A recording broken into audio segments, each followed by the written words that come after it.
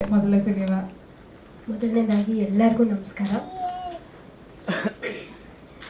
ಈ ಸಿನಿಮಾ ಎಲ್ಲ ಹೊಸ ಕಲಾವಿದರಿಗೆ ಒಂದು ಆಪರ್ಚುನಿಟಿ ಕೊಟ್ಟಂತಹ ಒಂದು ಸಿನಿಮಾ. ನನಗೆ ಆಪರ್ಚುನಿಟಿ ಕೊಟ್ಟಿದ್ದು ಅಶೋಕ್ ಕಡ್ಬ ಸರ್. ನಾನು ಅವರಿಗೆ ತುಂಬ ಯಾವಾಗಲೂ ಥ್ಯಾಂಕ್ಸ್ ಹೇಳೋಕ್ಕೆ ಇಷ್ಟಪಡ್ತೀನಿ. ಯಾಕಂತ ಅಂದರೆ ಸಿನಿಮಾ ಇಂಡಸ್ಟ್ರೀಲಿ ಫಸ್ಟ್ ಸ್ಟೆಪ್ ನಾನೇನು ಇಡಬೇಕು ಅಂತ ಅಂದ್ಕೊಂಡಿದ್ದೆ ಅದು ಈ ಸಿನಿಮಾಯಿಂದನೇ ನನಗೆ ಸಾಧ್ಯ ಆಗಿದ್ದು. ಹಾಗಾಗಿ ಇಡೀ ತಂಡಕ್ಕೆ ನಾನು ಥ್ಯಾಂಕ್ಸ್ ಹೇಳೋಕ್ಕೆ ಇಷ್ಟಪಡ್ತೀನಿ. ಇನ್ನು ಇಂಡಿಯಾ ಬನಾದ ಮ್ಯಾಗ ಪೇಜ್ 1 ಏಪ್ರಿಲ್ 4ನೇ ತಾರೀಕು ರಿಲೀಸ್ ಆಗ್ತಾ ಇದೆ. ಪ್ರತಿಯೊಬ್ಬರು ಕೂಡ ಸಿನಿಮಾ ನೋಡಬೇಕು. ಎಲ್ಲ ಹೊಸ ಕಲಾವಿದರಿಗೂ ಸಪೋರ್ಟ್ ಮಾಡಬೇಕು.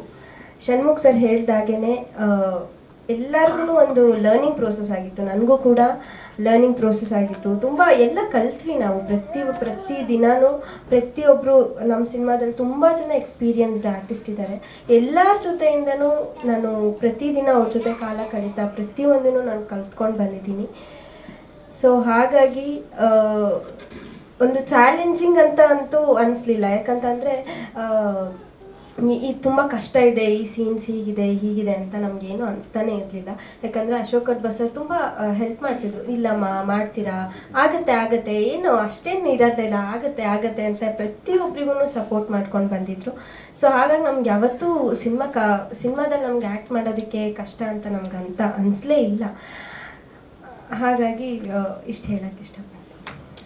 ಥ್ಯಾಂಕ್ ಯು ತನುಶ್ರೀ ಅವರೇ. ಇನ್ನು ಸರ್ 25 ವರ್ಷದ ಸ್ಟೋರಿ